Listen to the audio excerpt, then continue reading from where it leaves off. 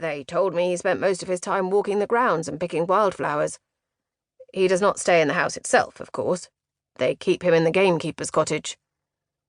"And what is Lady Knightley's interest in this creature?" "I couldn't say, Your Highness." Alexandra looked out the window again, lightly brushing the underside of her chin. A man in a physician's coat stepped into the private car and the door sealed behind him. "I see. Thank you. You are dismissed." The steward left. The princess turned to her attendant with a raised eyebrow. "Very curious, wouldn't you say, Esme?" The Prince and Princess of Wales settled into a spacious, elegant apartment with a view of St. Stephen's Tower and the other buildings of Parliament. Alexandra watched the boats float down the Thames, gulls screeching overhead. A layer of black soot blanketed the horizon.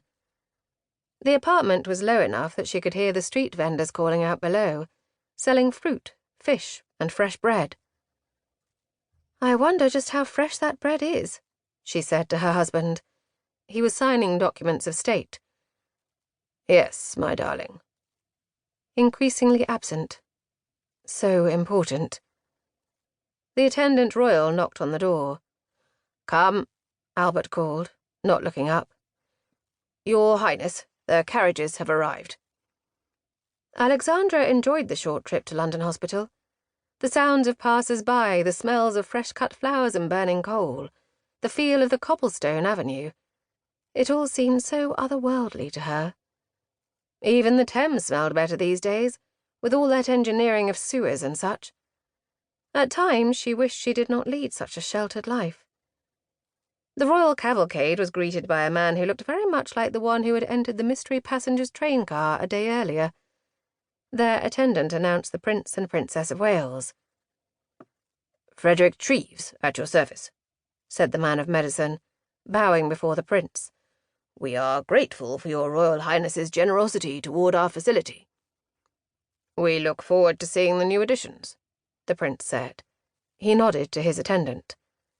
The attendant puffed up his chest and said, "May I present the Royal Alexandra Caroline Marie Charlotte Louise Julia, Princess of Wales."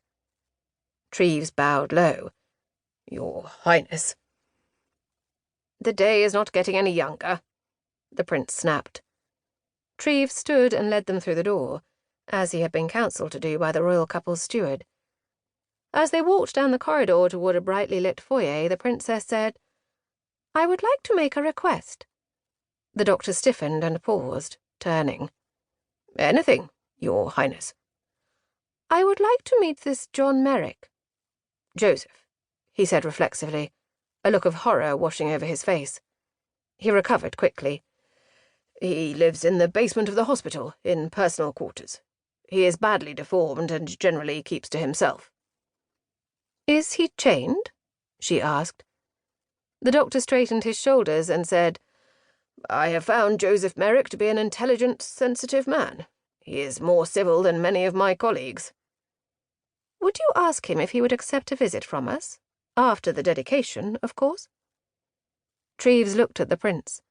The royal seemed flustered. The prince shot back, "We are on a very tight schedule, Alex." "It will not take long to dedicate our buildings if you aren't long-winded, and I think our luncheon can wait just a little. We breakfasted late, and I have heard so much about the Elephant Man." She turned to Treves. "He was part of a show of curiosities, was he not?" "He was. But the carnivals enable people who are less fortunate to survive, to earn a living." "Sad," she murmured. Meeting Treves' eyes, she asked, "Is his face truly that of an elephant?" "No, Your Highness." Treves' voice took on the tenor of patience. He had answered this question before. "Joseph Merrick has a face warped by bone growth from his skull.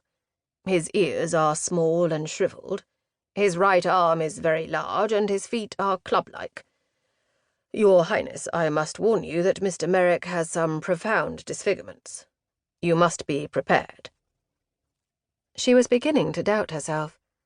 But when she saw the way her husband looked at her, waiting for an answer, hoping to have some lunch rather than look upon the famed